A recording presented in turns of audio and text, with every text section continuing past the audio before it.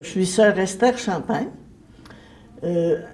Actuellement, je fais partie là ici du conseil local de la maison, mais mes engagements les plus actifs, c'est celui d'une présence au centre social d'aide aux immigrants, de même qu'une implication constante depuis près de 20 ans au regroupement pour la responsabilité sociale des entreprises. J'ai été initiée à ce regroupement qui a pour but de sensibiliser, d'interpeller les entreprises face à leur politique éthique dans leur développement. Au niveau du regroupement pour la responsabilité sociale des entreprises, c'est un regroupement surtout de communautés religieuses. Actuellement, nous sommes une quarantaine de communautés religieuses et notre implication est d'assumer maintenant la responsabilité que nous avons comme investisseurs dans des entreprises. On s'est toujours préoccupé que les placements ne soient pas dans des entreprises ou des compagnies qui fabriqueraient des armes ou qui favoriseraient le tabac ou l'alcool. Bon. Mais là, on fait un pas de plus, dans le sens que actuellement, les communautés religieuses n'ont pas beaucoup de visibilité et d'engagement de groupe dans la société. Par contre, cet élément de la responsabilité financière, c'est un élément nouveau. Nouveau, je veux dire, peut-être depuis une vingtaine d'années. Il s'agit de s'assurer que ceux à qui et pour qui on investit fassent un développement qui respecte les droits humains, qui respecte l'environnement et qui se préoccupe d'une saine gouvernance. Parmi les tâches, pas les tâches, mais les activités qui ont été les plus, j'allais dire, connues au Québec et au Québec, plus grand que Montréal, ça a été cette préoccupation de interpeller le projet de la construction d'une centrale thermique à Beauharnois qui s'appelait le Suroît. La politique du RRSE, Regroupement pour la responsabilité sociale des entreprises, n'est pas de lutter contre. Au contraire, on veut que l'argent que nos communautés investissent pour accumuler un peu de biens pour assurer la suite de la communauté, des communautés, notre préoccupation est d'établir un dialogue d'abord. Et on établit un dialogue pour interpeller les entreprises quand on s'aperçoit que dans leur développement, il y a des accros à la responsabilité sociale face aux droits humains, ou bien face à l'environnement.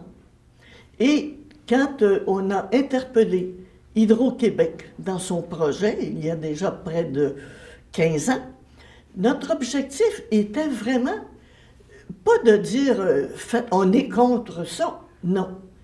On a revu avec Hydro-Québec, après des études, des recherches bien poussées, quel était le vrai besoin d'Hydro-Québec pour promouvoir une centrale thermique qui allait polluer l'environnement. Et de notre côté, on a cherché des solutions autres qu'une centrale thermique.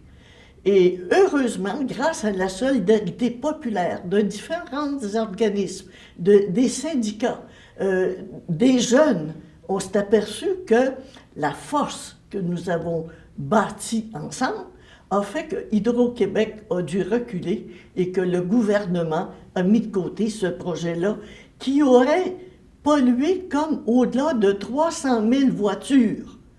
Alors, la population a bien compris que notre préoccupation n'était pas pour des bénéfices qui nous revenaient, mais bien pour une qualité de vie citoyenne qu'on ne voulait pas pour le Québec.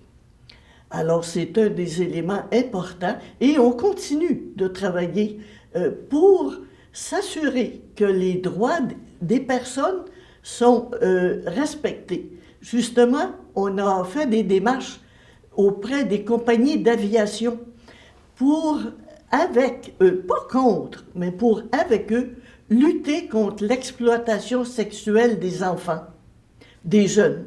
Parce qu'on sait qu'il y a du tourisme sexuel dans certains pays. Alors, on est intervenu dans un dialogue respectueux et tenace auprès de compagnies d'aviation qui, plusieurs, ont collaboré avec nous. Je pense entre autres à Transat. Et avec un peu plus d'hésitation, mais Air Canada aussi, est embarqué avec nous et on leur a proposé un programme en 6 points pour qu'ils sensibilisent et leur personnel des avions, mais aussi les personnels des hôtelleries où ils sont propriétaires et qui peuvent avoir un œil vigilant par rapport à cette réalité-là.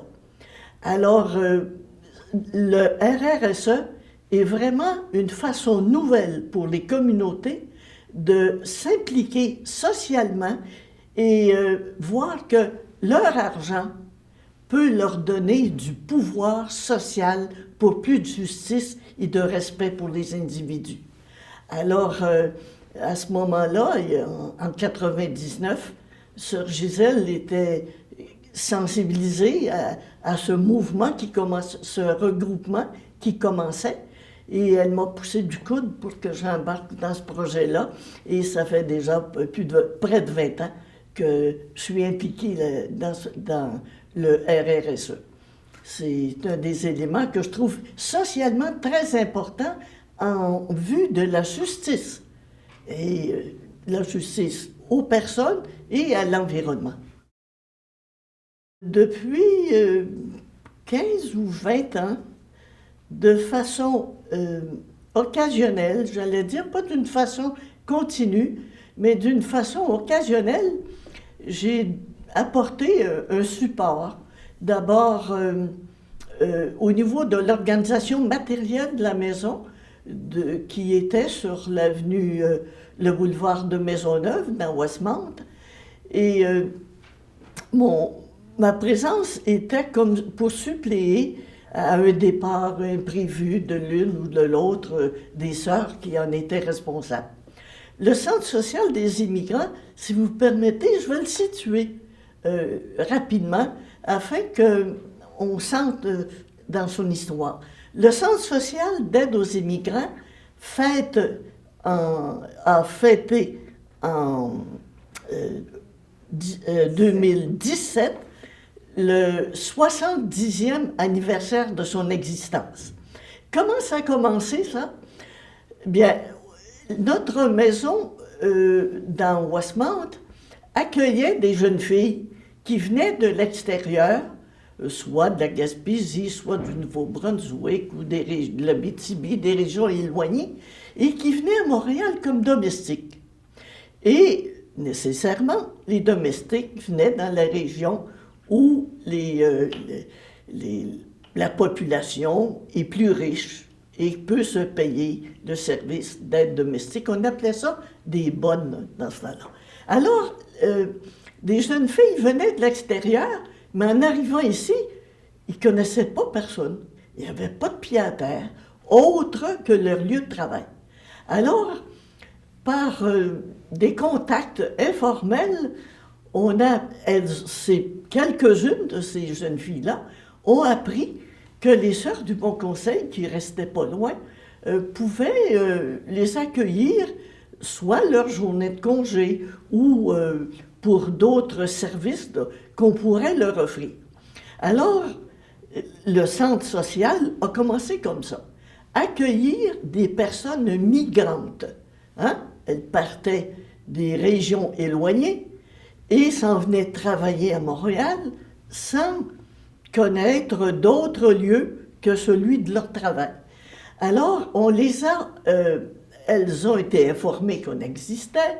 Il y en a qui sont même venus rester quelque temps dans notre maison et on leur a offert la possibilité de certains cours, soit de français, soit d'éducation, de psychologie, parce que la domestique à cette époque-là s'occupait souvent de la garde des enfants. Alors les initier à certaines connaissances de base par rapport à l'éducation des enfants et aussi des cours de cuisine, des cours de couture, des cours de français pour qu'elles se cultivent elles-mêmes un peu plus. Et doucement, ça a commencé comme ça. Mais est arrivée la guerre. Alors, je vous disais que la guerre était déjà commencée parce que, là, je vous parle de 1947. Alors, la guerre 39-45 était encore à peine éteinte. Les fumées étaient encore présentes dans les pays d'Europe. L'Église d'Angleterre prend contact avec l'Église de Montréal pour leur demander de venir prendre en charge des jeunes Polonaises et Polonais qui se sauvaient encore des Allemands qui étaient très actifs en Europe. Alors, on est allé des Sœurs du Bon Conseil, qui étaient connues par l'Église de Montréal, quand on accueillait des domestiques, on nous demande d'aller accueillir les jeunes Polonaises qui arrivaient. Et il y a des frères aussi qui sont venus avec nous. Alors, une équipe de 2 ou 3 personnes se sont rendues à Halifax et ont ramené à Montréal en cachette. Ça, c'est bien important parce qu'on soupçonnait la présence d'espions le long du Saint-Laurent, on ne sait pas trop où. Alors, on les a amenés dans différentes maisons qui étaient les nôtres et on leur a permis de poursuivre leurs études. Et ces jeunes filles-là, ensuite, ont fait leur bout de... Ça a commencé comme ça, en accueillant une vingtaine de jeunes filles polonaises qui devaient se sauver en cachette parce que leur vie était menacée. À la suite, vous voyez, il y a 2 éléments là, qui vont se joindre. On a les domestiques, puis on a les étrangers, les Polonaises. Alors, l'une et l'autre vont être des domestiques. Hein? Les jeunes filles qui viennent de l'extérieur, qui n'ont pas encore la possession de la langue, le contrôle de la langue suffisamment, vont devenir domestiques. De bouche à oreille, on apprend ça. Et là, il y en a de plus en plus des migrants et des immigrants qui vont arriver à Montréal. Et étant déjà familiarisés à l'accueil du migrant ou de l'étranger, on nous demande d'aller au port de Montréal pour accueillir des étrangers, je vais les appeler comme ça, qui soient des Hongrois, qui soient des Polonais, qui soient des Yougoslaves ou autres.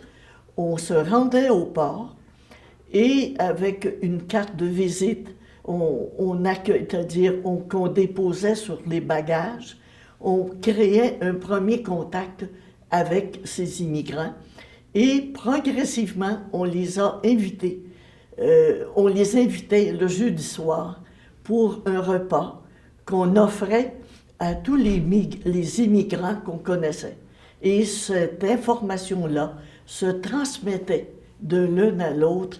Et c'est ainsi que le Centre social d'aide aux immigrants a pris naissance. On continue encore aujourd'hui à accueillir et des réfugiés et des immigrants. On a investi beaucoup d'énergie et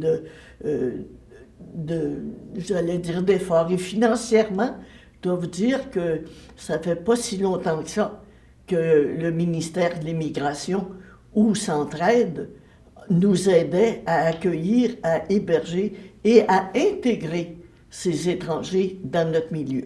Maintenant, le gouvernement du Québec, par son ministère, et celui d'Ottawa aussi, supporte financièrement, mais nous demande d'assumer le travail d'intégration, d'accueil, d'intégration de ces immigrants qui arrivent d'un peu partout. Hein.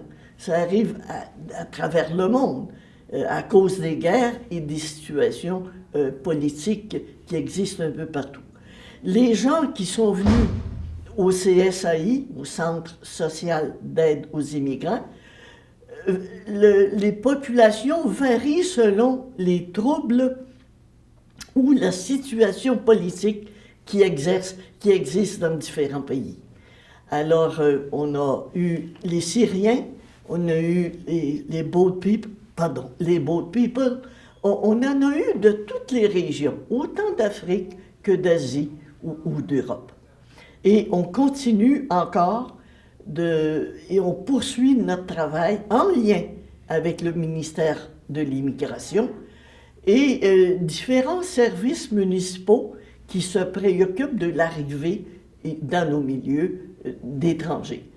Actuellement, la direction du Centre social d'aide aux immigrants est confiée depuis, je dis actuellement, mais déjà depuis plus d'une dizaine d'années, 10-12 ans, le centre est incorporé et la direction laïque est assumée depuis 10 ans par des laïcs qui ont connu le centre. Et ça me fait plaisir de vous dire que actuellement, celle qui est directrice du centre social, c'est une jeune dame qui est arrivée vers l'âge de 18-20 ans pour offrir ses services comme bénévole. Une Iranienne qui était prête à donner du temps. Et après avoir s'être impliquée et être intégrée dans le centre social, on a eu ce qu'il fallait comme budget pour lui offrir un emploi qu'elle a eu pendant près de 15 ans. Et aujourd'hui, c'est elle qui est la directrice du Centre social d'aide aux immigrants. Et ce qui est de plus beau, c'est qu'elle dirige 35 employés avec le même esprit, je dis bien le même esprit qui animait le centre quand elle l'a connu. C'est-à-dire la préoccupation des personnes, la responsabilité à partager avec les employés de l'organisme et s'assurer que la mission du CSAI est toujours, se réalise actuellement en créant des projets ajustés, hein, ajustés aux réalités d'aujourd'hui.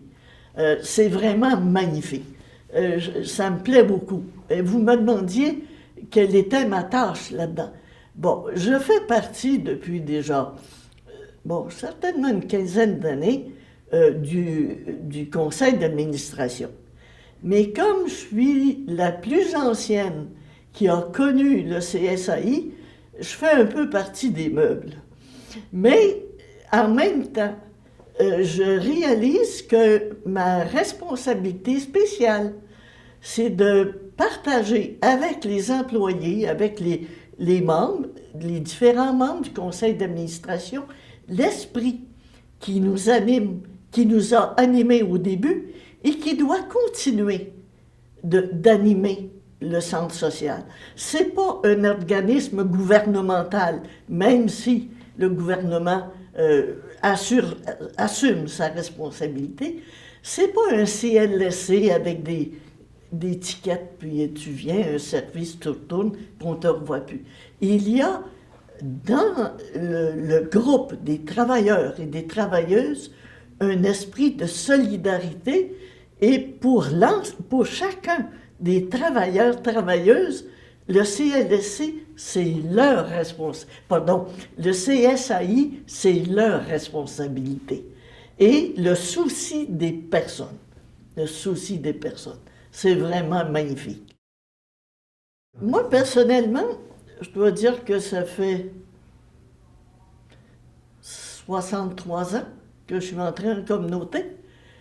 J'ai connu un peu Marie-Gérin-Lajoie. Elle venait nous donner des conférences le matin, mais je ne peux pas dire que je l'ai bien connue intimement ou personnellement.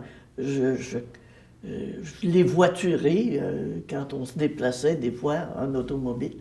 Mais j'ai réalisé que chez les Sœurs du Bon Conseil, on utilise ou on favorise l'épanouissement des talents de chacune. Les talents qui lui sont propres. J'avais pensé à m'orienter du côté des Sœurs de la Congrégation, une communauté enseignante. Jusqu'au jour où j'ai réalisé, puis je l'ai réalisé juste à temps, que je ne suis pas sûre que je réussirais dans cette communauté-là à utiliser les talents que je me reconnaissais. J'aurais enseigné, pas sûr que j'aurais aimé ça tout le temps, mais en tout cas. Mais une amie qui avait fait de l'Action catholique, en même temps, un petit peu avant moi, était entrée et m'avait dit « Esther, tu devrais venir ici, t'aimerais ça, puis ça correspond à ce que tu es. » On avait fait de la JSC ensemble. La JSC, c'est le mouvement qui engageait les jeunes étudiantes, dans le souci de leur milieu, de la prise en charge par les étudiants de leur milieu scolaire. Alors, ça m'a marqué profondément. Et j'ai réalisé que moi, dans ma vie, j'ai été surtout une animatrice. J'ai été 8 ans animatrice scolaire dans les polyvalentes de Montréal. J'ai été 6 ans responsable de paroisse dans le diocèse de Saint-Jérôme.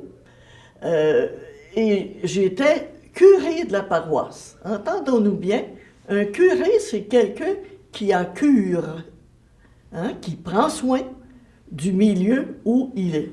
Alors, l'évêque m'avait autorisé à prêcher régulièrement et aussi d'accueillir par le baptême les enfants de ma paroisse. Alors, moi, personnellement, j'ai trouvé que chez les Sœurs du Bon Conseil, on pouvait actualiser, développer nos talents comme on les avait. On avait la chance de ne pas être moulés. C'est bien sûr, on était toujours des petits groupes. Si on avait été des centaines, j'imagine qu'il y aurait eu des genres de règlements qui nous enlignent davantage. Mais le fait qu'on soit un petit groupe, on pouvait, avec plus de facilité, actualiser nos talents. Moi, j'ai bricolé, j'ai peinturé, j'ai conduit des autos, j'ai géré des cuisines, j'ai géré la cuisine quand on a déménagé, j'ai déménagé, puis j'ai été animatrice en pastorale scolaire, j'ai été, comme je vous dis, responsable de paroisse, j'ai assumé des responsabilités au niveau de la communauté, mais c'est pas mon fort. Mon fort, c'est comme de réaliser avec d'autres, puis donner le goût à d'autres de réaliser ce qu'elles sont capables de faire. Je me sens bien là-dedans. Alors, demandez-moi pas ma spécialité, j'en ai pas. Si ce n'est que le goût de faire avec d'autres, et puis pas dans le couvent, nécessairement. Voyez-vous, quand on a mis sur pied, on a travaillé avec un militantisme convaincant pour lutter en faveur de l'environnement contre le surbois, contre les gaz de schiste. Bon, ça, c'est des engagements faits en solidarité, puis avec d'autres, avec les laïcs. Dans le fond, moi, quand j'étais dans les écoles, ma préoccupation, c'était pas d'apprendre aux grands adolescents à prier, non, mais à les conscientiser par des actions concrètes pour qu'ils assument leur responsabilité de citoyens. Et en tant que chrétiens, c'est un devoir, encore plus grand d'assumer notre responsabilité comme citoyen là où on est. Alors que ce soit peu importe l'engagement, mais le respect de l'autre, l'interpellation des gens qui semblent nuire au bien commun, à la justice sociale, avec d'autres, ça, j'y suis, puis j'y suis encore.